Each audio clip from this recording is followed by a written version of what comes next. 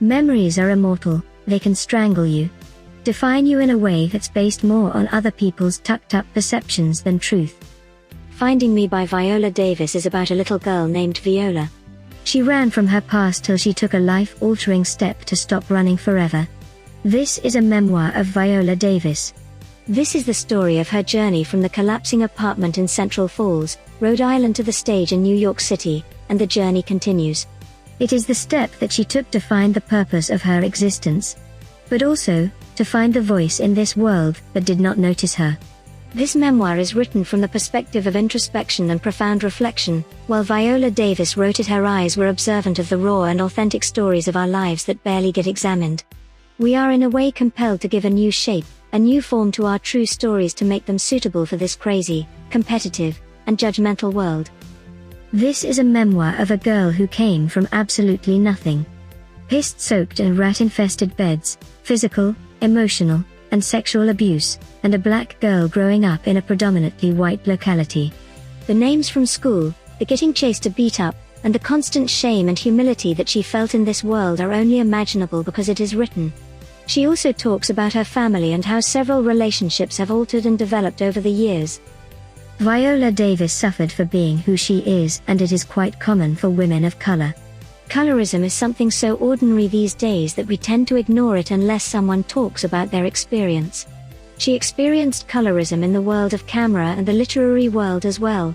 People tried to give her the shape of a perfect white writer.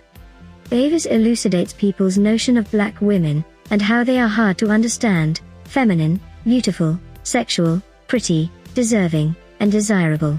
She says she needs to remain emotionally healthy. Because, when it comes to black people, we are talking about a 400-year-old narrative. She talks about her rise in society and people's eyes.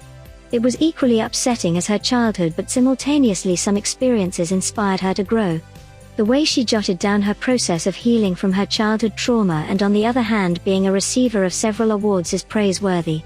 Her grip on words proves that this memoir is not just to show the unknown things about her, but to show the world what women go through, what black people have to suffer, what poverty feels like, and for readers who are struggling to find their purpose and on the verge of giving up, the level of courage she had to overcome these humiliations and become an Academy Award-winning actress is commendable. This memoir is in every way a love letter for the self. Viola Davis's story will compel you to discover your true self before the world puts a label on you. It will motivate you to light up your life with artistic expression. This read will help you to realize yourself from a third person's perspective and pain. How we can all recover from traumas, how we can all love sunrise and sunsets, how to not be ashamed of the past but rather own it, how we can deal with everything with compassion, and how we can be the best friend ourselves because change is perennial and permanent. Thanks for listening this book review podcast.